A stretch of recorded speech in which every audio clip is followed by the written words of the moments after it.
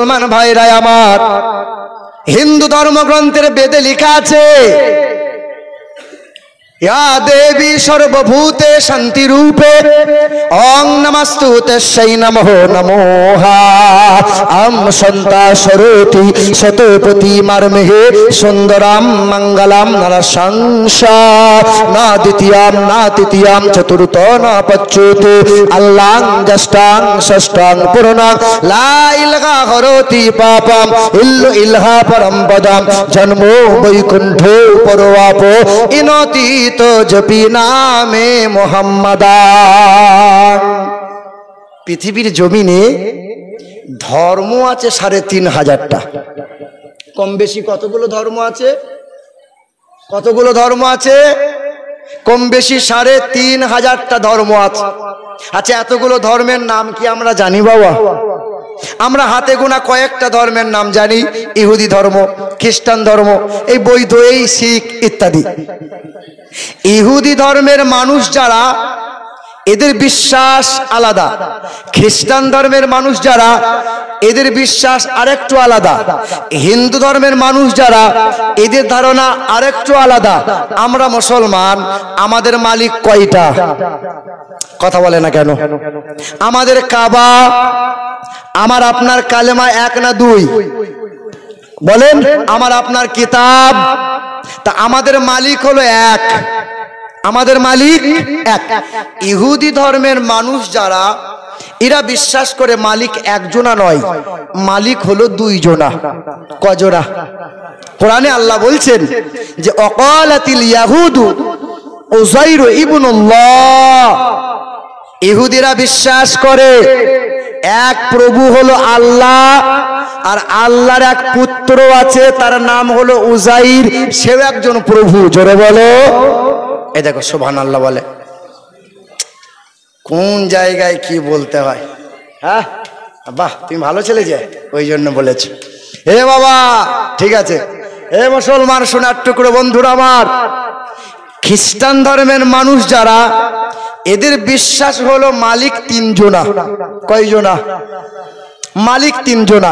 কোরআনে বলে ওয়াকালাল মাসিহু ইয়া ঈসা ইবনে মারইয়াম। খ্রিস্টান ধর্মের মানুষেরা বিশ্বাস করে এক মালিক আল্লাহ, আর মালিকের একটা বিবি আছে, সেও মালিক, তার নাম মারিয়াম। আর ওই মালিকের একটা ছেলে আছে, তার নাম যিশু, সেও একজনা মালিক। মালিক 3 জনা। জোরে বলো, জোরে বলো নাউজুবিল্লাহ। এটা খ্রিস্টান ধর্মের মানুষ যারা। হিন্দু ধর্মের মানুষ যারা, এদের বিশ্বাস, এদের ধারণা আরেকটু আলাদা। জি, এদের বিশ্বাস, এদের ধারণা আরেকটু আলাদা। ওয়া মুসলিমরা বিশ্বাস করে যে আকাশের মালিক একজনা, জমিনের মালিক আর একজনা, সূর্যের মালিক একজনা। এই দেখেন না, লোহা লক্করের মালিক হলো বিশ্বকর্মা। বিদ্যা দেবে কে? বলে সরস্বতী। ছেলে মেয়ে দেবে কে? বলে শিব দুর্গা। আর লোহা লক্করের মালিক হলো বিশ্বকর্মা। আর রুজির মালিক কে? বলে লক্ষ্মী। ঠিক না ভুল? অনেকজন আবার বৃহস্পতিবারের দিনটাকে লক্ষ্মী বলে। ঠিক না ভুল বলো? আমাদের মুসলমান ঘরের অনেক মা বোনরাও বলে আজ লক্ষ্মীবার, তোর বাপের বার, লক্ষ্মীবার। এই শোনো আমার শিক্ষিত মুসলমান ভাইরা আমার, ওদের বিশ্বাস, ওদের ধারণা অসম্মান করার জন্য বলছি না। ওদের বিশ্বাস, ওদের ধারণা, কিন্তু বেদ পুরাণ ওরা কখনো পড়ে না, তাই এটা বিশ্বাস করে। ওদের বিশ্বাস, কেউ বলে মহেশ্বর, কেউ বলে বিষ্ণু, কেউ বলে ব্রহ্মা, সৃষ্টিকর্তা ইত্যাদি বিভিন্ন জনা বিভিন্ন রকম মানে। কিন্তু বেদে লেখা আছে যে যতই মানো না কেন, যতই পূজা অর্চনা করো না কেন, প্রভু কিন্তু একজনা, সৃষ্টিকর্তা একজনা, মালিক একজনা।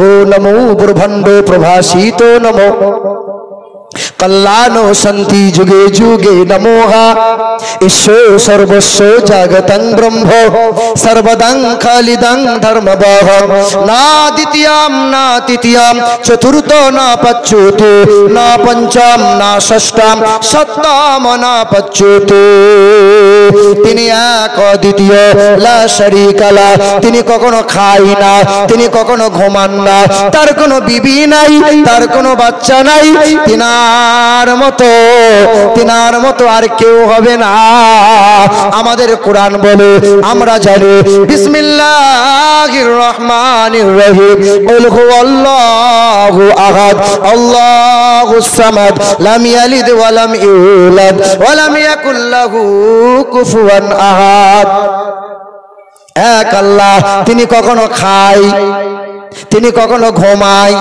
তার কোনো বিবি নাই তার কোনো বাচ্চা নাই তিনি কখনো জন্ম নেন নাই তিনি কাউকে জন্ম দেন নাই এক আল্লাহর মতো আল্লাহ কেউ হবে না কোরআনের মতো এমন কিতাব আর কেউ পাবে না নবীর মতো এমন মহান নেতা আর কেউ কখনো পাবে না নবীর মতো এমন নবী আর পাবে না মদিনাতুল মুনাওয়ারার মতো এমন শহর আর কেউ পাবে না জমজমের মতো এমন পানি দ্বিতীয় পানি আর হবে না কাবার মতো দ্বিতীয় কাবা আর কেউ পাবে না তিনি এক এক করে বানিয়ে দিয়েছেন রে বাবা আমার দিন দুনিয়ার বাদশা হাবিবে কিবরিয়া জনাবে মুহাম্মদুর রাসূলুল্লাহ আবার বেদ বলল আম সন্তা সরতি শতপতি মারমেঘে সুন্দরম মঙ্গলম নরসংসা তিনি হবেন মহান নবী যিনি কখনো মিথ্যা কথা বলবেন না তিনি হবেন সত্যপ্রিয়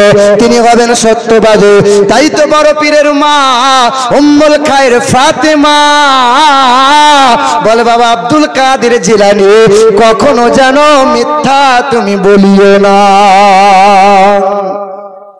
ঠিক কিনা বলেন বাপ ছেলেকে নিয়ে ঘরে বসে আছে এমন সময় দরজায় আওয়াজ দিয়েছে কোদাল আছো গো কোদালের বাপ আছো তা ছেলেকে বলছে বাপ দেখে আই তো ছুটে এসে দেখে এসে বলছে বাবা কোদালের বাপ তা বলছে বলে আয় আব্বা ঘরে নাই 10 দিন হলো কলকাতায় গেছে 10 দিন হলো কেন টাকা পাইছে তা ছেলে যখন বলে এলো তা আব্বাকে বলে আব্বা তুমি তো ঘরে বসে আছো আর মিথ্যা কথা কেন বলালে বলে উপায় নাই চাই দেখা হলেই টাকা চাইবে কথা বুঝতে পারলেন না আপনি তো কথায় কথায় ছেলেকে মিথ্যা শিখিয়েছেন কথায় কথায় আপনি মিথ্যা শিখালেন এই কিছুদিন আগে একটা লোক আমাকে প্রশ্ন করেছিল একটা মানুষ একটা অমুসলিম ছেলে প্রশ্ন করেছিল যে আমরা আমাদের ঠাকুর দেখতে পাই আমাদের ভগবানকে আমরা দেখতে পাই পূজা করি তোমরা যে আল্লাহ আল্লাহ করো কই আল্লাহকে তোমরা দেখতে পাও আচ্ছা আপনারা পান নাকি আল্লাহকে দেখতে মনে হয় না যে আল্লাহকে দেখি একবার কি বলছেন কথা বুঝতে পারছেন তা আমাকে বলছে আপনাদের ধর্ম কেমন ধর্ম আপনাদের ধর্ম কেমন ধর্ম আমরা যেমন সব সময় ভগবান দেখতে পাই আপনারা তো আল্লাহ দেখতে পান না আর এটাই তো খারাপই সব সময় যে ভগবান দেখতে পাও বলে কিরকম বলে এক কাজ কর তোদের দুর্গা মণ্ডপে পূজা হলো ভালো পূজা আনন্দবাজার পত্রিকায় তোদের এই মণ্ডপ এই দুর্গার ছবি ছাপানো হবে সাংঘাতিক লালগোলার সাংঘাতিক মণ্ডপ সাংঘাতিক দুর্গা পূজা এই দুর্গা ঠাকুরের ছবিটা ছাপানো হলো আনন্দবাজার পত্রিকায় চলে গেল বাজারে ঘরে ঘরে এই খবরের কাগজ 10 দিন পরে কিলো হিসাবে বিক্রি হলো দোকানে গেল দোকান থেকে এটা আবার বেরিয়ে গেল দিয়ে ঠোঙা তৈরি হলো বাসে আর ট্রেনে সেই ঠোঙাতে ঝালমুড়ি বিক্রি হলো তোর মতো হিন্দু ছেলে সেই ঠোঙায় ঝালমুড়ি খেলো যে ঠোঙাতে দুর্গার ছবি আছে ঝালমুড়ি খাওয়ার পর ঠোঙাটা পকেটে গুঁজে নিবি না ফেলে দিবি বুঝে ফেলে দেবো যখনই ফেলে দিবি এই ঠোঙাটা গড়িয়ে নর্দমায় যাবে ছচ্ছর করে পিশাব করবি পিশাবটা ঠাকুরের মাথায় গিয়ে পড়বে আচ্ছা বল ভগবানের সম্মান থাকলো কোথায় বল বল হ্যাঁ মুসলমান ভাইরা আমার আল্লাহ ওই রকম নয় আল্লাহ পাকের ওলি যারা আল্লাহ পাকের ওলি বান্দা যারা আল্লাহ পাকের দিদার পাই তারা জি হ্যাঁ আর আল্লাহ পাকের সবচেয়ে বড় নিয়ামত বান্দাদেরকে দেবেন।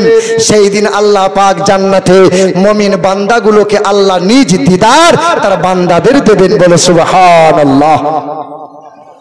মুসলমান ভাইরা আমার, তাহলে দিন দুনিয়ার বাদশাহ হাবিবে কিবরিয়া আল্লাহ বললেন, নবী তোমাদেরকে যা যা দেয় তা তোমরা গ্রহণ করো। তোমার আমার দয়ার নবী, মায়ার নবী আমাদেরকে কোরআন দিল, সেই কোরআন ছেলে মেয়েদের বুকে তুলে দাও। ওই কোরআনটা আমিও পড়ি, আপনিও পড়েন। এ মুসলমান, আবার কবে পড়বেন? 80 বছরের মুরব্বী বাপ এখনো বিড়ি ছাড়তে পারে না, এমন এমন ভাষা বলে তার কাছে যাওয়া যায় না। এ মুরব্বী মানুষটা, আপনি বলেন তো বাপ, আপনি কি কোনোদিন মরবেন না? পৃথিবী থেকে আপনি কি যাবেন না? সবাইকে যাওয়া লাগবে। কোরআন বুকে নিয়ে যাবে যারা, নবীর প্রেম নিয়ে যাবে যারা, অলির দামান ধরে পৃথিবী থেকে যাবে যারা, কবরে শান্তি পাবে, হাসরের ময়দানে তাদের সুপারিশে জান্নাতে যাবে। তবে তোমার পীর হলো বড় পীর। তোমার পীর, আমার পীর বড় পীর। বড় পীর আব্দুল কাদের জিলানী রাদিয়াল্লাহু তাআলা আনহু 8 বছর বয়স থেকে ইসলাম প্রচার করা শুরু করে দিয়েছিলেন। ছাত্র বয়স থেকে ইসলাম প্রচার করা শুরু করে দিলেন।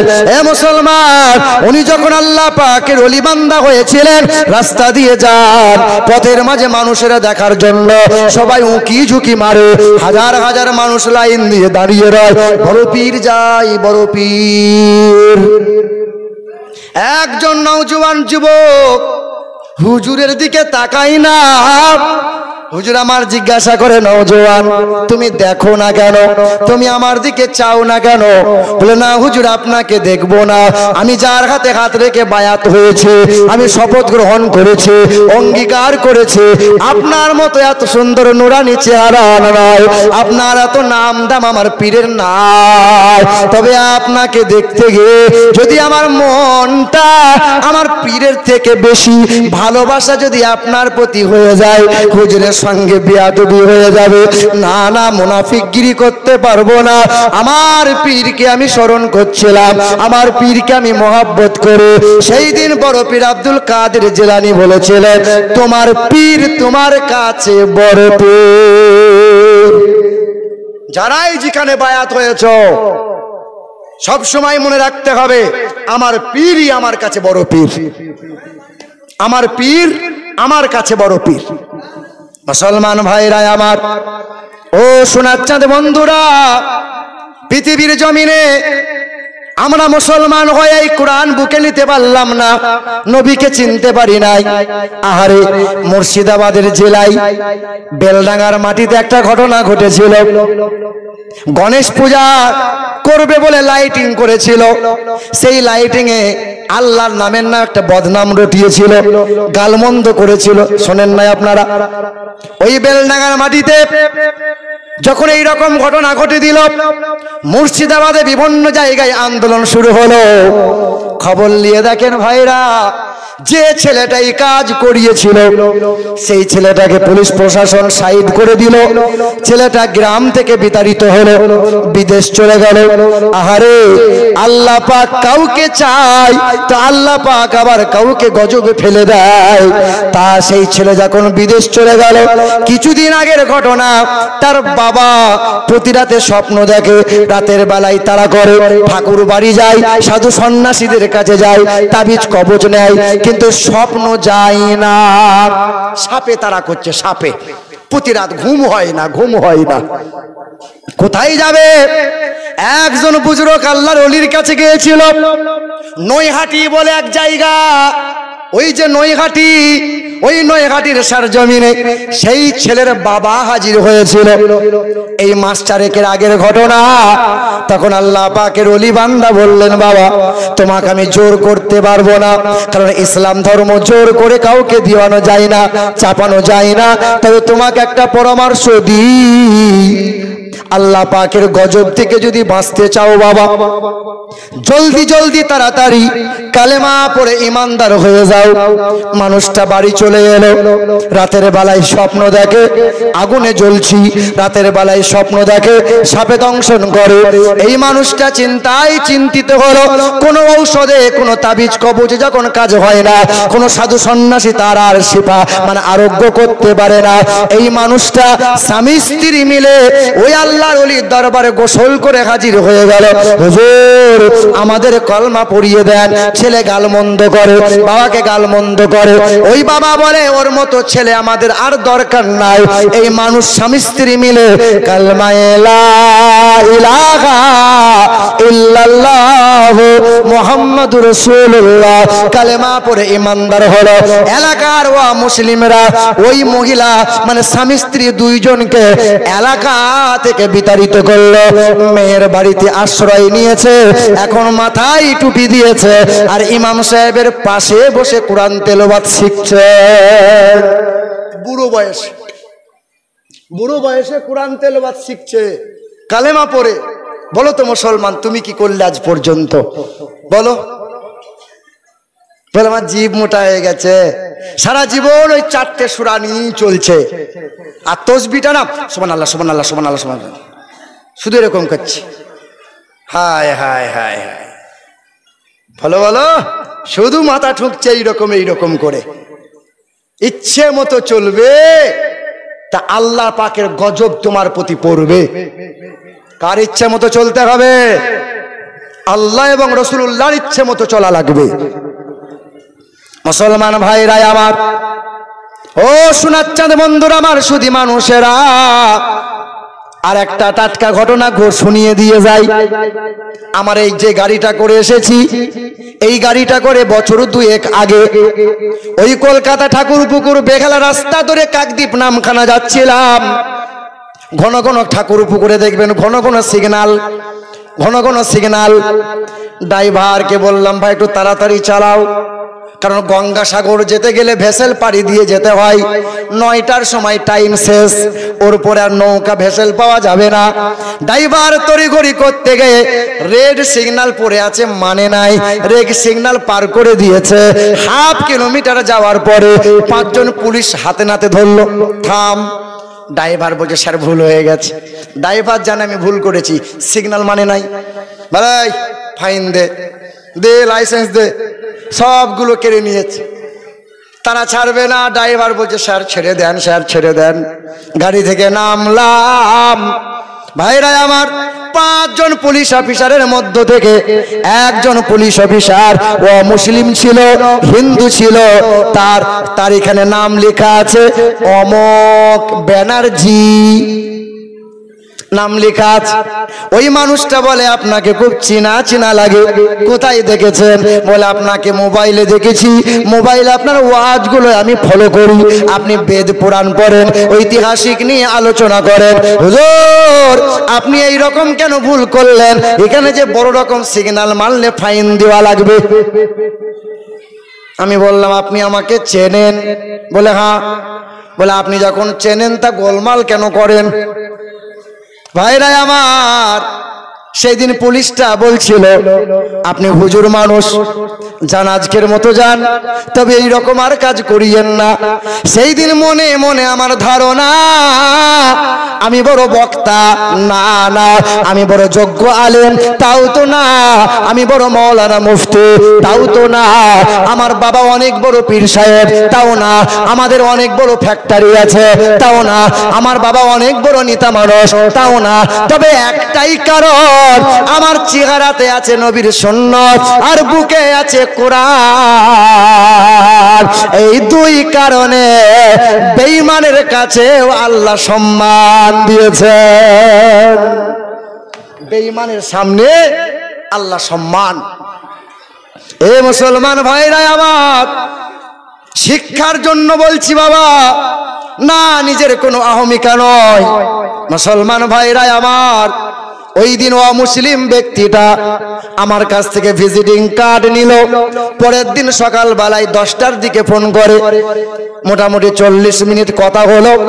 তার কথায় একটাই কথা বারবার বলে যে আপনাদের রীতি বড় ভালো লাগে, কারণ মানুষ যখন মারা যায় কত সুন্দর করে সাজায়, তাকে চোখে সুরমা লাগায়, গায়ে সুগন্ধ লাগায়, কর্পূর দেওয়া হয়, সুন্দর নতুন পোশাকটা পরিয়ে দিয়ে তাকে আদর করে পালকিতে নিয়ে কত সুন্দর করে কবর দেয়। হুজুর, আমাদের ধর্মের নীতি বড় খারাপ লাগে। যত সুন্দর মানুষ হোক না কেন, যত দামি মানুষ হোক না কেন, ওই মানুষটাকে আগুনে পুড়িয়ে ছাই করে দেবে। হুজুর, আমার মনে বড় তামান্না, আমি মরে যাওয়ার পরে যদি আপনাদের মতো কবর দেয়া হতো, আমার নসিবটা বড় খুশ নসিব হয়ে যেত। মনে মনে চিন্তা হলো, আর মালিকের দরবারে দোয়া করতে লাগলাম, আল্লাহ তারে হিদায়াত দাও, কারণ কবর পেতে গেলে তোমাকে কালমা পড়া লাগবে। মানুষটার সঙ্গে কথা হয়, ওই মানুষটার সঙ্গে একটা সম্পর্ক তৈরি হলো।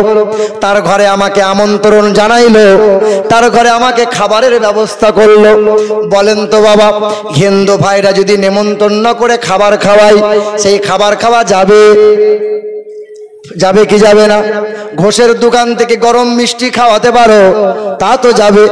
কিন্তু পূজা অর্চনার সময় যখন প্রসাদটা নিয়ে দেয়, এই আব্দুর রহমান একটু নে না, এই যে এটা খাওয়া যাবে? যাবে না? কি বলছেন আপনারা?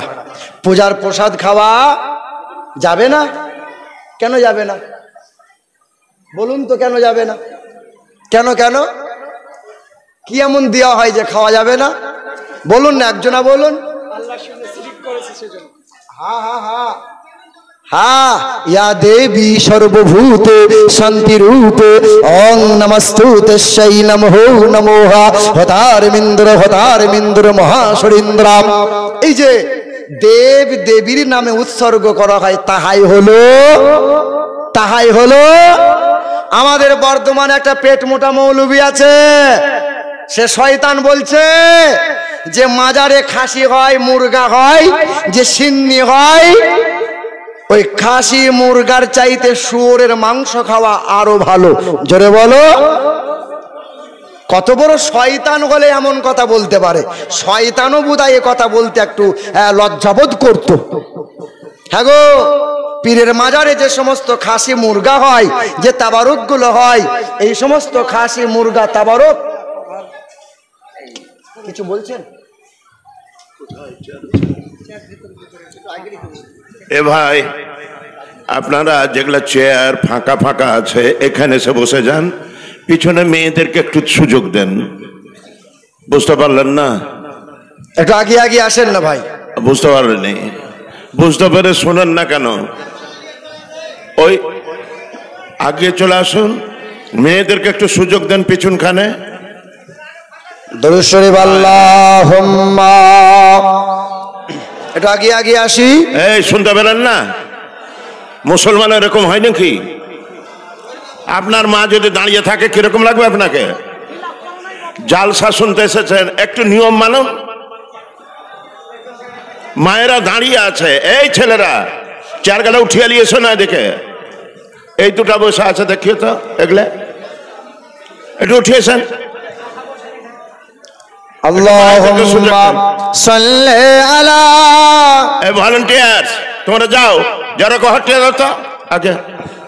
স্বেচ্ছাসেবক, আপনারা আপনাদের নিজস্ব দায়িত্ব পালন করছেন না। আমি হেঁটে আসলাম, আপনারা যেমন খুশি দোকানে আড্ডা মারছেন। আড্ডা মারার জন্য আপনারা ব্যাচও সংগ্রহ করেননি, আপনাদেরকে স্বেচ্ছাসেবকও করা হয়নি। আপনাদের কাছে অনুরোধ করছি, আপনারা নিজের দায়িত্ব ভালোভাবে পালন করুন। স্বেচ্ছাসেবক, যেনারা স্বেচ্ছাসেবকের দায়িত্ব আছেন, আপনাদের যে দায়িত্ব দেওয়া হয়েছে, আপনারা সেই দায়িত্ব পালন করুন। এই চার গালা আগে লাও, এগুলা আগে লাও, এগুলা আগে লাও। আপনারা বুঝতে পারছেন না গো? আপনারা আগে এটাতে চলে আসুন না।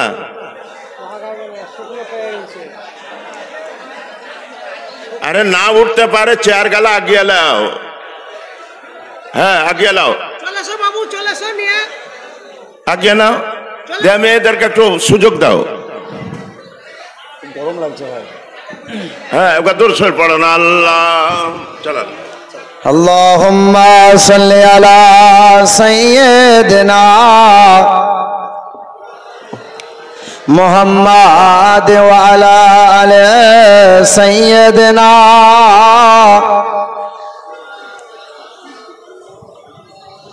সাল্লাল্লাহু তাআলা আলাইহি ওয়াসাল্লাম। বাবা আমাদের মাজারে যে সমস্ত খাসি মুরগাগুলো হয় সেগুলো কি আল্লাহর নামে হালাল হয় না? কি নামে হালাল হয়?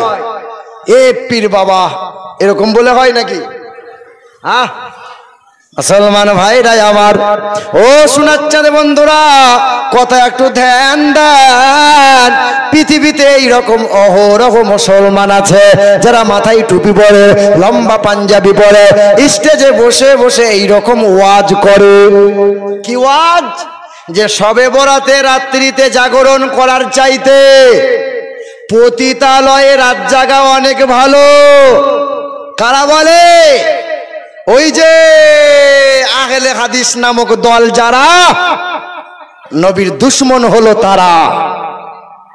এ বাবা কারা বলে? যারা বলে ওমরে ফারুককে মানি না, আমরা কোরআন মানি, হাদিস মানি, সাহাবা মানি না।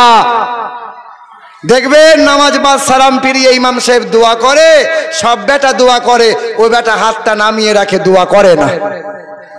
আছে না নাই? এ মুসলমান ভাইরা আমার,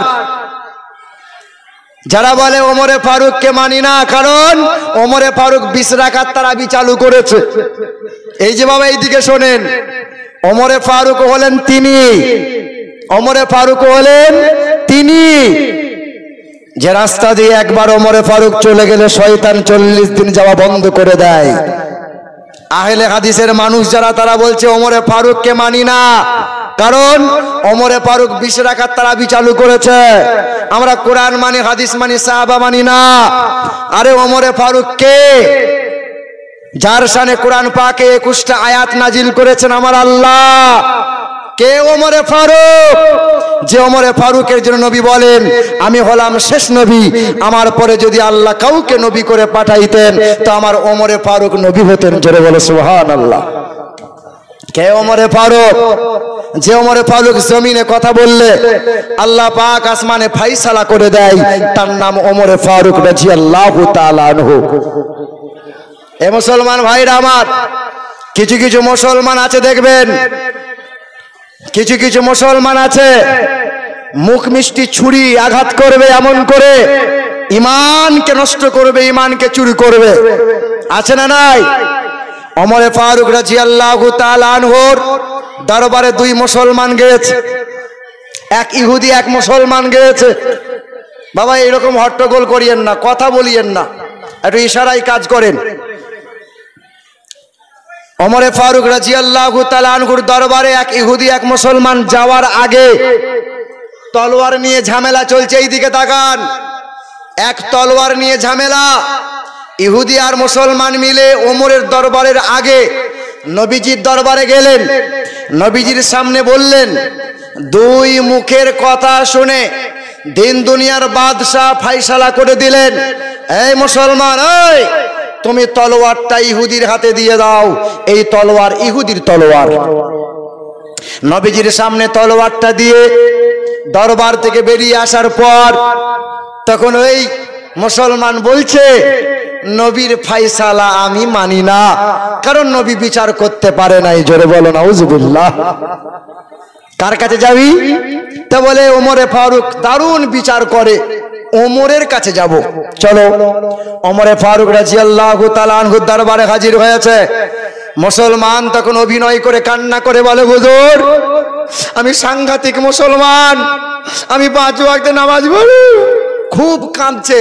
তো ওমরে ফারুক বলছে, বাবা কেঁদো না, কি হয়েছে বলো না, কি হয়েছে বলো। বলে, না হুজুর আমি খুব ভালো মুসলমান, আমি সাংঘাতিক মুসলমান।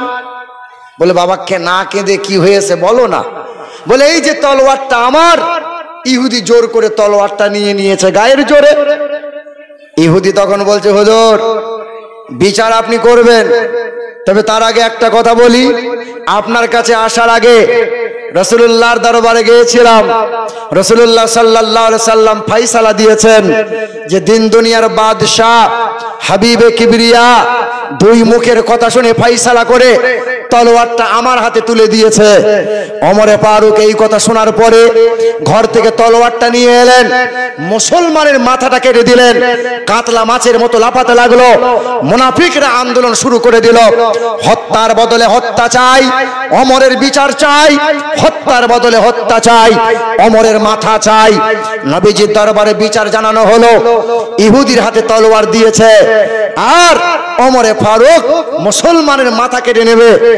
ওমরে ফারুক রাদিয়াল্লাহু তাআলা আনহু একটাই কথা বলে, যে মুসলমান আমার নবীর ফয়সালা মানে না, যে মুসলমান আমার নবীর কথাকে অমান্য করে, যে মুসলমান দাবি করে অথচ নবীর ফয়সালা মেনে নিতে পারে না, আমি ওমরে ফারুক তাকে মুসলমান মনে করি না। মাথা কেটে নিয়েছে ওমরে ফারুক। আল্লাহ রাসূল বসে আছেন, আসমান থেকে জিবরাইল ফেরেশতা হাজির হয়েছে। আসসালামু আলাইকা ইয়া রাসূলুল্লাহ, আসসালামু আলাইকা ইয়া হাবিবাল্লাহ। হুজুর আপনি চিন্তিত হবেন না, আপনি মন খারাপ আপনি করবেন না, হুজুর আপনি চিন্তা করবেন না, আল্লাহ পাক আপনাকে খুশির সংবাদ জানিয়ে দিয়েছে, আপনি শুনিয়ে দেন। ফালা ওয়া রাব্বিকা লা ইউমিনুন, যে নবীর ফয়সালা মানে না, যে নবীর কথা মানে না, যে নবীর সুন্নতকে ত্যাগ করে দেয় ইচ্ছা করে, টুপি থাকতেও টুপি পরে না, লম্বা পোশাক থাকতেও পরে না, সবাই হাত তুলে নবীর সুন্নত আদায় করে দোয়া করে। নবী বলেন পৃথিবীর সবচেয়ে বড় হাতিয়ার হলো দোয়া। দোয়া করো, দোয়া করো। আমি আল্লাহ পাকের দরবারে চাইলে পরে আমি আল্লাহ খুশি হই, না চাইলে আমি আল্লাহ রাগ করি। ভিক্ষুকের নাই তোমরা দোয়া করো, কামনা করো। পৃথিবীর জমিনে নবীর কথা অমান্য করে যারা, ইমানদার মুমিনের খাতায় কখনোই পড়ে না তারা। যতদিন বাঁচবো নবীর সুন্নত, নবীকে মহব্বত করে যাব। হে মুসলমান, তবে আপনি ভুলে যাবেন না, ওই পুলিশ অফিসার নেমন্তন্ন করলো, তার বাড়িতে হাজির হয়েছিলাম। আহারে খাবারের আয়োজন করেছে, খাবার খেলাম। আমি বললাম বেশিক্ষণ থামবো না, তবে আপনার জন্য দুটো তোহফা নিয়ে এসেছি। এক হলো কোরআন শরীফ, বাংলার অনুবাদ করা আছে, দ্বিতীয় হলো নবীজির জীবনী। এই দুটো কিতাব বাংলাতে এনেছে। সঙ্গে সঙ্গে হিন্দু ঘরের বৌমা বলে, না না আপনাদের কোরআন আমাদের ছোঁয়া যাবে না, লা ইয়ামাসসুহু ইল্লাল মুতাহহারুন। কোরআন সবাই পড়তে পারে, সবাই পড়তে পারে, কোরআন সবাই পড়তে পারে, কিন্তু নাপাক অবস্থায় কোরআন ছোঁয়া যাবে না। এই যে দরুদ সবাই পড়তে পারে না, আমরা শুধু দরুদ পড়বো? দরুদ সবাই পড়বে না আমরা শুধু পড়বো? সবাই। কোরআন বলছে সবার জন্য নয়। আচ্ছা সুদ সবার জন্য হারাম না সবার জন্য হারাম নয়? কি বলছেন? সবার জন্য আবার সুদ হারাম হয়? হয়। আরে বেঈমানের জন্য আবার কি সুদ হারাম হবে? কথা বুঝতে পারছেন? এ বাবা, হাজা বায়ানুল লিন্নাস, বায়ান সবার জন্য। দাঁড়িয়ে থাকবে যারা তারাও বায়ান শুনবে, বসবে যারা তারাও বায়ান শুনবে, কিন্তু দরুদ সবার জন্য না। ইমানদার যারা হবে তারাই দরুদ সালাম পড়বে, মুনাফিক বেঈমান যারা দরুদ সালাম পড়বে না তারা। এ ভাইরা আমার, আমি বললাম এই যে কোরআন নিয়ে এসেছে, একটু কোরআনটা পড়বেন, তবে পেশাব করে পানি নেবেন, এই রকম করে গোসল করবেন, পাক পবিত্র হবেন, তারপরে কোরআনটা পড়বেন, নবীর জীবনীটা পড়বেন।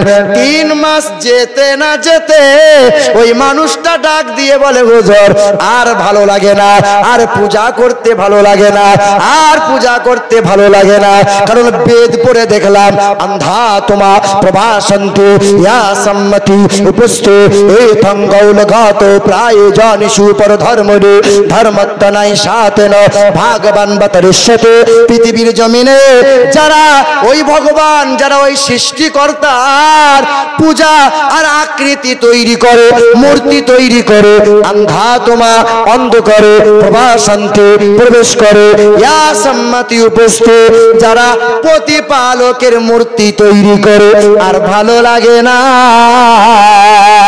কালমা লা ইলাহা ইল্লাল্লাহ মুহাম্মাদুর রাসূলুল্লাহ কালেমা পড়ে মুসলমান হয়ে গেল স্বামীটা মুসলমান হয় বিবিও মুসলমান হয় এক কন্যা এক ছেলে মুসলমান হয়ে গেল চারজন সদস্য কালেমা পড়ে নিল আজ তাদের যদি আপনারা চেহারা দেখেন আল্লাহর কসম করে বলে আজ চেহারাটা দেখলে পরে এত সুন্দর নুরানি চেহারা হালকা হালকা গালে দাঁড়িয়ে আছে 5 ওয়াক্ত নামাজ পড়ে চেহারা সুন্দর হয়েছে মাঝে মধ্যে ফোনে কথা হয় আর বলে হুজুর একটা আমল করি কি আমল বলে প্রতিদিন সকালবেলায় 300 বার করে দরুদ পড়ি তারপরে অফিসে ডিউটি যায় আবার ডিউটি ছেড়ে এসে রাতের বেলায় ঘুমানোর আগে হাত মুখ ধুয়ে ওযু বানায় ওযু বানানোর পরে 300 বার দরুদ পড়ে আমার ঘরে কখনো অভাব হয় না কখনো কোনো মানুষে দুশ্মনী করে কেউ ক্ষতি করতে পারে না পৃথিবীর মানুষেরা সিসিটিভি ক্যামেরা লাগায় আল্লাহ পাক রাসূলুল্লাহর মহব্বতে দরুদ পড়ার কারণে দুইজন ফেরেশতাকে সব সময় সিসিটিভি ক্যামেরা করে রেখে দিয়েছে কেউ কোনোদিন আমার ক্ষতি করতে পারে না আর সংসারে কখনো অভাব আসে না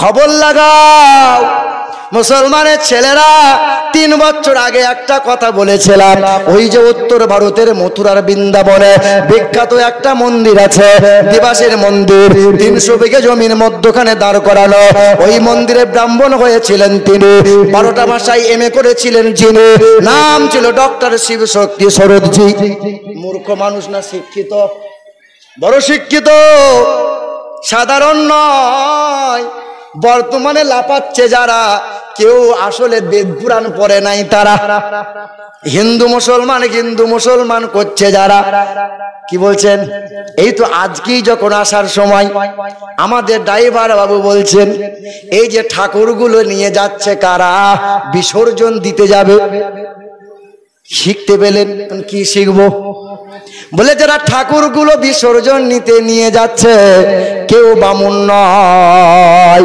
সব নিচু জাতের মন্দিরে ঢুকতে পাবে না তারা পূজা কখনো করতে পাবে না তারা বাবরি মসজিদ ভেঙেছিল যারা আজও বিসর্জন করতে যায় তারা আসলেও বামুন এরা কেউ নয় তারা কথা বুঝতে পারলেন মানে যারা হিন্দু মুসলমান দাঙ্গা করে পণ্ডিত যারা হয় শিক্ষিত যারা হয় প্রকৃত বামুন যারা হয় দেখবেন হিন্দু মুসলমান দাঙ্গা করে না তারা কারণ তারা জানে একমাত্র ধর্ম হলো ইসলাম একমাত্র নবী হলো মুহাম্মদুর রাসূলুল্লাহ এ ভাই ওই যে বামুনের কথা বলি ডক্টর শিবশক্তি সরোদজি কি করেছিল ওই ব্রাহ্মণ মানুষটা এত বড় ব্রাহ্মণ হওয়ার পর কোরআনটা ছিঁড়েছিল হিন্দু মানুষরা বাহবা দিয়েছিল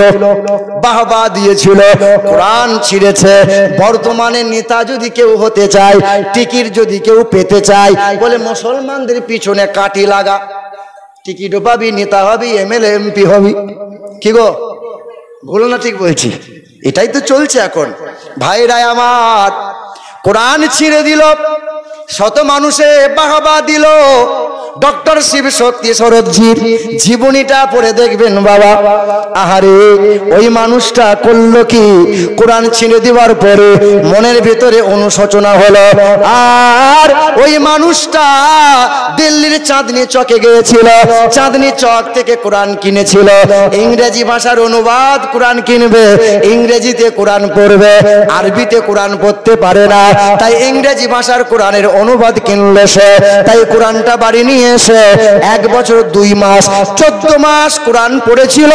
14 মাস কোরআনটা পড়ার পর বেদ পুরাণ পড়েছিল, আর হাজার হাজার হিন্দুদের সামনে গিয়ে বলেছিল যে মানুষ যখন মারা যায়, বামুনটা তখন মৃত্যু মানুষের কানে কানে একটা মন্ত্র শোনায়, তারপরে ওই যে গঙ্গা জল, ওই যে কলসি নিয়ে 7 বার পাক দেয়, তারপরে মুখে আগুন লাগায়। বলে কি মন্ত্র শোনায়? বলে আমার বড় আফসোস, ওই মন্ত্রটা যদি জ্যান্ত মানুষকে শোনাতো কতই না ভালো হতো। বলে মৃত্যু মানুষের কানে বামুনরা কি মন্ত্র শোনায়? বলে মন্ত্রের নাম হলো অনকাহি মন্ত্র। হতার মিন্দ্র হতার মিন্দ্র মহাশরীন্দ্রাম মাংমাদাবতীতা দিবাদাকরন্তই পুরকিতিরিতা লা ইলহা হরতি পাপম ইল্লু ইলহা পরম পদম জন্মো বৈকুণ্ঠ পরওয়াপ এনতি তো জপি নামে মুহাম্মাদান। তোমরা যদি উচ্চ পদবি লাভ করতে চাও, আল্লাহ আল্লাহ আল্লাহর নাম জপ করো। আর যদি তোমরা স্বর্গ লাভ করিতে চাও, তোমরা নবী মুহাম্মদের নাম জপ করো, নবী নবী নবী নবী করো, নবীর জীবনী আদর্শ ফলো করো।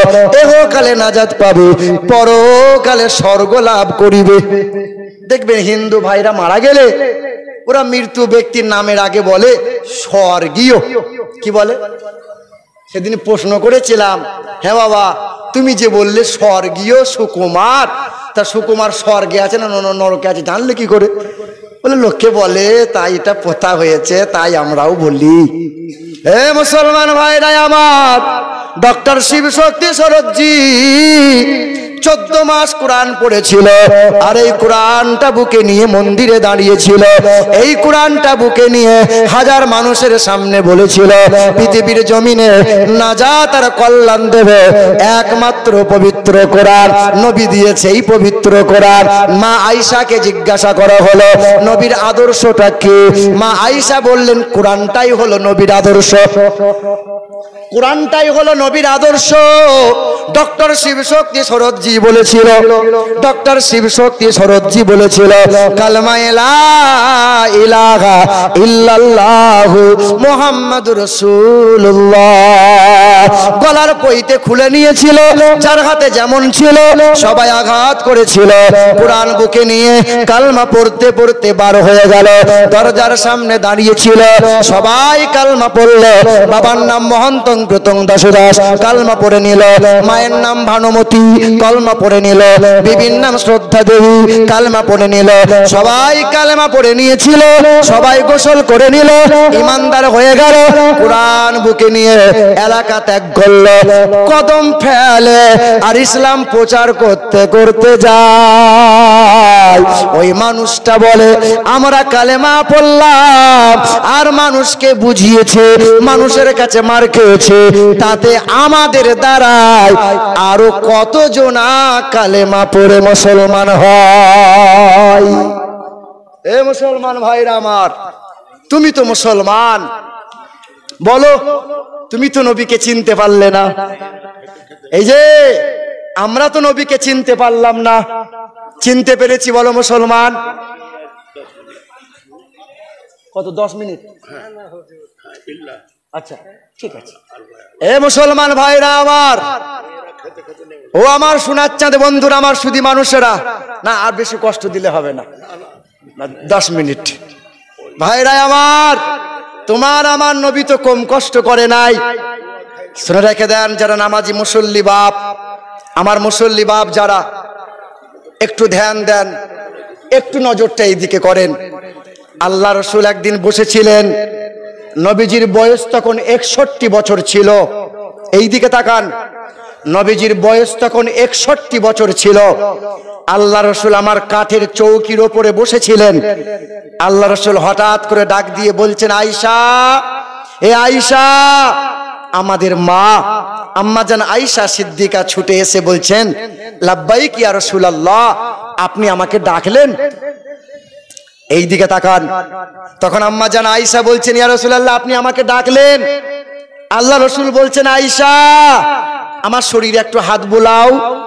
তা আমাদের মা আয়েশা নবীর শরীরে মুবারকে হাত বোলাইছেন আর বলছেন, ইয়া রাসূলুল্লাহ, আপনার শরীর যে খুব গরম গো নবী, বড্ড জ্বর এসেছে আপনার।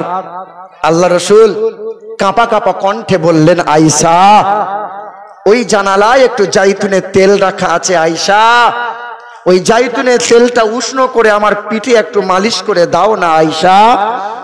আম্মাজান আয়েশা দৌড়ে গেলেন, জাইতুনের তেলটা উষ্ণ করে নিয়ে নবীজির পিঠের কাছে দাঁড়ালেন।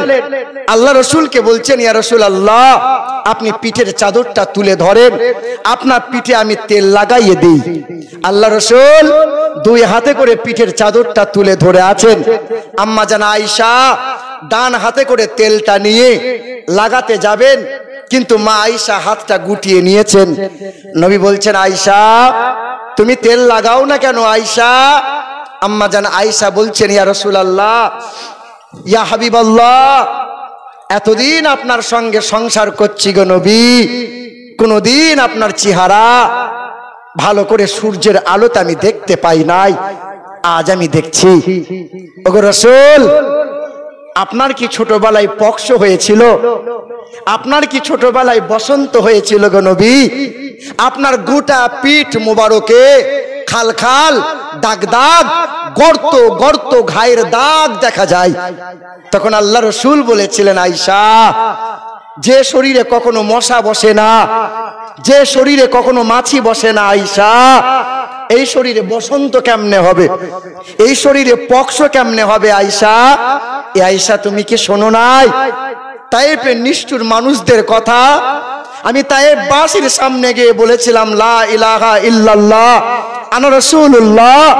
তায়েফের মুরব্বী মানুষের আমাকে অকথ্য ভাষায় গালমন্দ করেছিল আর বলেছিল, মুহাম্মদ শিশুকালে হালিমার ঘরে লালিত পালিত হলে আর বড় হয়ে এখন কালেমা প্রচার করতেছে, নিজেকে রসুল বলে দাবি করলে মুহাম্মদ বেরিয়ে যাও। সেদিন তায়েফবাসীর মানুষেরা ওই নওজোয়ান গুলোকে এমন করে লেলিয়ে দিয়েছিল, মোটা মোটা পাথর এমন করে আঘাত করেছিল। আয়েশা রে, আমার শরীরে সাদা রঙের পোশাক ছিল, এই জুব্বা মুবারকে হ্যাঁ এমন করে পাথর মেরেছিল, এই পাথরের আঘাতে পোশাক ছিঁড়ে চামড়া ফেটে মাংসের মধ্যে পাথরগুলো গেঁথে গেঁথে গিয়েছিল। আয়েশা জানো আয়েশা, ওই তায়েফবাসীর ছোট্ট একটা নাবালক বাচ্চা, মোটামুটি বাচ্চার বয়স 7-8 বছরের ছেলে, এই দিকে তাকান, ওই বাচ্চা ছেলেটা বড় আশা যে মুহাম্মদকে মারবো আমি। এই তায়েফবাসীর ছোট্ট একটা বাচ্চা ছেলে মোটা একটা পাথর নিয়ে আমি নবীর কাছে এসেছে, মারবে, কিন্তু পাথরটা ছুঁড়তে গিয়ে বাচ্চা পড়ে যাবে। আমি রাসূলুল্লাহর পিঠে পাথরটা মেরে বাচ্চাটা লটকে পড়ে গেছে, কিন্তু তায়েফের নওজোয়ান গুলো এমন করে পাথর মারছিল, আমি ছুটে গিয়ে আমার চাদরটা নিয়ে বাচ্চাটাকে পাকনার মতো ঘিরে নিয়েছিলাম আর বলেছিলাম, তায়েফের নওজোয়ান, আর তোরা মারিস না, মারছিস তো আমাকে মার, তোদেরই ঘরের বাচ্চা, এই বাচ্চাটাকে মেরে ফেলিস না। জানো আয়েশা, কি এমন অপরাধ করেছিলাম? সেদিন তায়েফবাসীর সামনে গিয়ে বলেছিলাম, তোমরা এক আল্লাহকে মেনে নাও, আমি আল্লাহ রসুল, আমাকে স্বীকার করে নাও। আমাকে এমন করে মেরেছিল, সেই মারের দাগ আজ গোটা পিঠ চাল চাল করে দিয়েছে আয়েশা। জানো আয়েশা, হাসরের যখন ময়দান হবে, সে হাসরের কঠিন মুসিবতের দিনে আমি আমার উম্মত উম্মতিকে বাঁচানোর জন্য কত কাকুতি মিনতি আমি রসুল করব। এমনকি আমার এই পিঠ দাগ দাগওয়ালা পিঠটা আমি আল্লাহর সামনে পেশ করব, সেদিন মালিকের সামনে পেশ করব। আর আমার মালিক সেই দিন বলবে, রসুল, যে পিঠে কোনোদিন মশা বসতে দিই নাই, যে পিঠে কখনো মাছি বসতে দিই নাই, আপনি ঘামলে পরে সুগন্ধ করে দিয়েছিলাম, আপনার পেশাব পায়খানাকে পবিত্রময় করেছিলাম, আর আপনি পিঠটা চাল্লির মতো দাগ দাগ করে আমার সামনে পেশ করলেন গো নবী। কি চান বলেন? প্রতিশোধ চান? নেন না, বিনিময়ে প্রতিশোধ চান, নেন। সেদিন আমার আপনার দয়ার মায়ার নবী বলবেন, ওগো আল্লাহ, কত মানুষ আমাকে অকথ্য ভাষায় গালমন্দ করেছিল, কত মানুষ আমাকে নির্যাতন পাথরে আঘাত করেছিল, কত মানুষ আমাকে আঘাত করেছিল, কোনোদিন কারো বিরুদ্ধে তোমার কাছে মামলা করি নাই। ওগো মালিক, আজও কারো বিরুদ্ধে আমি মামলা করতে আসি নাই, শুধু আমি চাইতে এসেছি আমার এই গুনাহগার উম্মতি গুলোকে নাজাত দিয়ে দাও। আমার উম্মত গুলো বড় দুর্বল, আমার এই উম্মত গুলো জাহান্নামের আগুন সহ্য করতে পারবে না, আমার এই উম্মত গুলো বড় নাদান, আমার এই উম্মত গুলোকে জাহান্নামে দিও না মালিক। সেদিন একটা কাগজ দেন তো হুজুর, একটা দেন। আল্লাহ রাসূল সাল্লাল্লাহু আলাইহি সাল্লামের সামনে আল্লাহ পাক বলবেন, হাবিব, যে উম্মতের জন্য জীবন ভোর আপনি কাঁদলেন, এই উম্মতের চরিত্রটা একবার দেখুন তো, এই নেন, এই আমল নামাটা একবার নেন। আল্লাহ রাসূলের সামনে আমার আপনার এই আমল নামাটা নবীর সামনে পেশ করা হবে। আল্লাহ রাসূল আমার আপনার আমল নামাটা দেখার পর মাথাটা নত করে নেবেন, আর আল্লাহ রাসূল আফসোস করে বলবেন, হায় উম্মত, তুমি আমার জন্য কি নিয়ে এসেছো উম্মত? হে উম্মত, আজ হাসরের ময়দানে আমার উঁচু মাথাটা তুমি নিচু করে দিলে উম্মত। তুমি বছর পেলে, তুমি রাত পেলে, তুমি দিন পেলে, মাস পেলে, সকাল সন্ধ্যা পেলে, আর আমার জন্য শুধু ঘুষ নিয়ে এলে, আমার জন্য সুদ নিয়ে এলে, আমার জন্য তাস আর জুয়া নিয়ে এলে, আমার জন্য লটারি নিয়ে এলে, আমার জন্য শুধু হারামটা নিয়ে এলে। এ নাফরমান, কি তোর জন্য আমি মুখ দেখাবো বল উম্মত, কি নিয়ে আসলি বল? আল্লাহ রাসূল সাল্লাল্লাহু আলাইহি সাল্লাম সেদিন আফসোস করে বলবেন, উম্মত, তুমি জীবনে কোনোদিন আমার কষ্টের কথা শোনো নাই, জীবনে কোনোদিন কি আমার প্রতি এতটুকু তোমার মায়া আসে নাই, জীবনে কোনোদিন কি তোমার হৃদয়ে এতটুকু দরদ জাগে নাই? মক্কার বেঈমানরা গলায় গামছা দিয়ে ফাঁস দিয়েছিল, দুই দিকে দুই বেঈমান এমন করে টেনে ধরেছিল, আমার গোটা চেহারা লাল হয়ে শিরাগুলো ফুলে গিয়েছিল, আমি আকাশের দিকে চোখ তুলে দিয়েছিলাম, কিন্তু চিৎকার করে আমার কষ্টের কথা বলি নাই। আমি বলেছিলাম, আল্লাহ আল্লাহুম্মা গফিরলি উম্মতি, আল্লাহ আমার উম্মতকে যেন মাফ করে দাও। তুমি শোনো নাই উম্মত, মক্কার বেঈমানরা 3 বছর আমাকে বয়কট করে দিয়েছিল, কুয়াতে পানি দেয় নাই, বাগানে খেজুর দেয় নাই, দোকানে খাবার দেয় না, 3 বছর জঙ্গলের পাতা খেয়ে রাত দিন কাটিয়েছিলাম, কিন্তু কোনোদিন উম্মত আমি তোমাকে ভুলে যাই নাই, তুমি আমাকে ভুলে গিয়েছো উম্মত। তুমি শোনো নাই, মক্কা থেকে বিতাড়িত হয়েছিলাম, অথচ মক্কা আমার পৈতৃক ভিটা, বাপদাদুর সম্পত্তির জায়গা, সব মক্কা আমার জন্ম ভিটা। এই মক্কা থেকে মদিনায় হিজরত করেছিলাম, 430 কিলোমিটার রাস্তা পায়ে হেঁটে হেঁটে 14 দিন গিয়েছিলাম। আমার আবু বকর ছুটে গিয়ে আমার এই 2 কদম আমার বুকের মধ্যে, আবু বকর নিজ বুকের মধ্যে আঁকড়ে নিয়ে বলেছিল, ইয়া রাসূলুল্লাহ, আপনি আর হাঁটবেন না, 14 দিন পায়ে হেঁটে হেঁটে আপনি চলছেন, পা আপনার ফুলে মোটা হয়ে গেছে। শোনোনি উম্মত, সেদিন আমি তোমার জন্য বলেছিলাম, আল্লাহ আমার উম্মতকে যেন কষ্ট দিও না। শোনোনি উম্মত, আমার এই মাথা মুবারকটা 2 বার ফাটিয়ে দিয়েছিল, এক টাইপের বেঈমানটা ফাটিয়েছিল, আর একবার বেঈমান আবু জেহেল এই কাঁচা ঘায়ে মোটা পাথরে করে পিছন দিক দিয়ে আঘাত করেছিল, এত পরিমাণে রক্ত বেরিয়েছিল যে মাথা ফাটা রক্তটা পায়ে দিয়ে গড়িয়ে এই পায়ের খরমটা চামড়ার সাথে জমাট বেঁধে গিয়েছিল। কিন্তু কোনোদিন উম্মত আমি তোমাকে ভুলে যাই নাই, তুমি আমাকে ভুলে গেলে।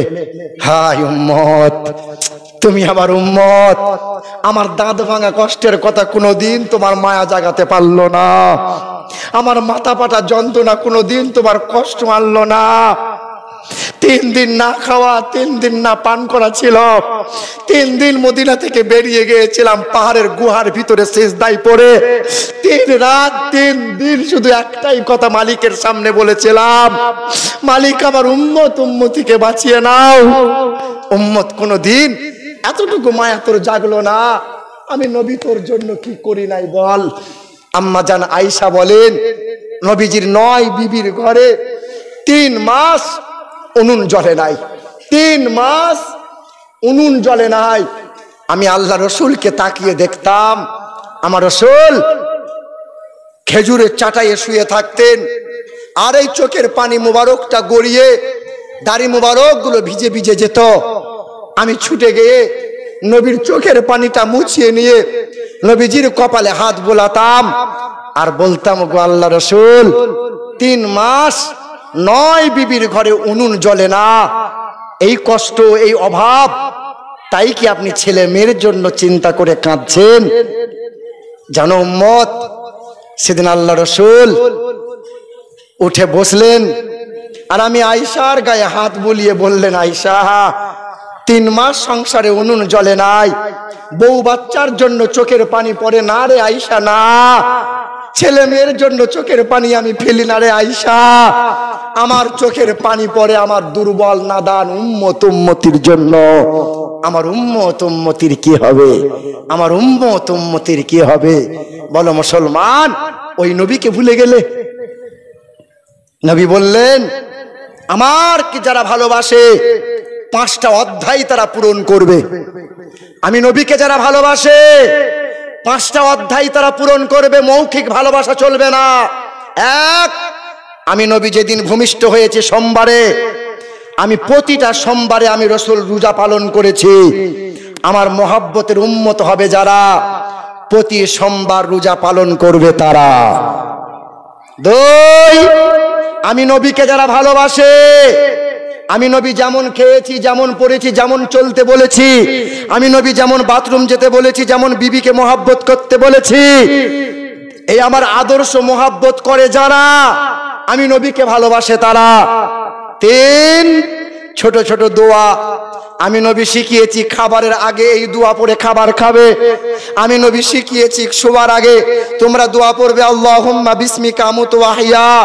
তোমরা ঘুম থেকে উঠে দোয়া পড়বে, তোমরা খাবার আগে দোয়া পড়বে, তোমরা খাবার শেষে দোয়া পড়বে, বাথরুমে যাওয়ার সময় দোয়া পড়বে, বাথরুম থেকে বাহির হওয়ার সময় দোয়া পড়বে, মসজিদে ঢোকার সময় দোয়া পড়বে। আমি নবীকে মোহাব্বত করে তারা, আমি নবীর দেওয়া দোয়াগুলো পড়ে তারা। 4 নম্বর, আমি নবীকে মোহাব্বত করে তারা, সকাল সন্ধ্যায় নবীজির মোহাব্বতে দরুদ সালাম পড়ে তারা। আমি নবীকে মোহাব্বত করে তারা, আমি নবীজির জীবনী বেশি বেশি শোনে আর বেশি বেশি পড়ে তারা। বলে সুবহানাল্লাহ। মুসলমান ভাইরা আমার, আমার বাবাজিরা, আমার সোনার টুকরো বন্ধুরা, কত মানুষের 90-80 বছর বয়স হয়ে গেল। যুবকরা শুধু মনে মনে ভাবে বুড়োরা আগে যাবে, তারপরে আমরা মরবো। আমরা বুড়ো না হয়ে মরবো না। এই মুসলমান সোনার টুকরো বন্ধুরা, মাথায় সব সময় রাখতে হবে, পৃথিবী থাকার জায়গা নয়। যে সুখে আছে তাকেও মরা লাগবে, যে দুঃখে আছে তাকেও মরা লাগবে, যে টাকার বিছানায় শুয়ে আছে সেও মরবে, যায় রিক্সা চালক সেও তারও মরণ হবে, যে এরোপ্লেন ড্রাইভার তারও মরণ হবে, যে ক্যাপ্টেন, যে ড্রাইভার, সবার মরণ হবে। হ্যাঁ, ফিরাউন 400 বছর বেঁচে ছিল। ফিরাউন বলেছিল কোনোদিন আমি মরবো না। আল্লাহ বলেছিল তোকে চুবিয়ে চুবিয়ে মারবো, সহজে তোকে ছাড়বো না। নমরুদ 800 বছর বেঁচে ছিল। নমরুদ বলেছিল আমি আল্লাহকে মার্ডার করব।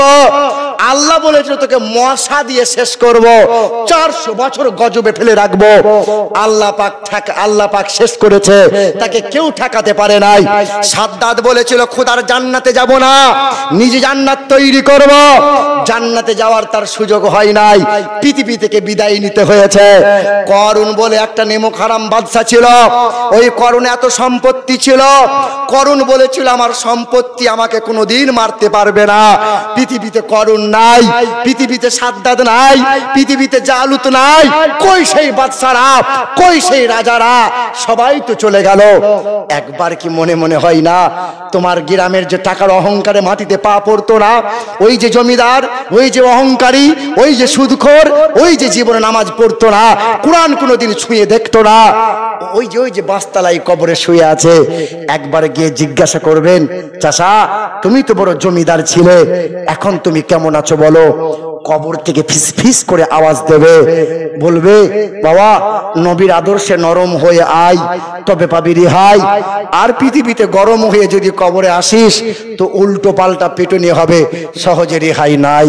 এ মুসলমান সোনার টুকরো বন্ধুরা, আমাকেও যাওয়া লাগবে, তোমাকেও যাওয়া লাগবে। ওয়ালা তামুতুন্না ইল্লা ওয়া আনতুম মুসলিমুন। মুমিন মুসলমান হও, মুমিন মুসলমান হও। সর্বপ্রথমে যে কথা বলেছিলাম, আল্লাহর ইচ্ছায় পৃথিবীতে এসেছি, আল্লাহর ইচ্ছাতেই পৃথিবী থেকে যাওয়া লাগবে। পৃথিবীতে বাঁচবো যতদিন কার ইচ্ছাই চলবো, কার ইচ্ছাই চলবো? আল্লাহ এবং তার রাসূলুল্লাহর ইচ্ছা মতো। আজ বড় পীরের এই মহাব্বতে হাজির হয়েছে।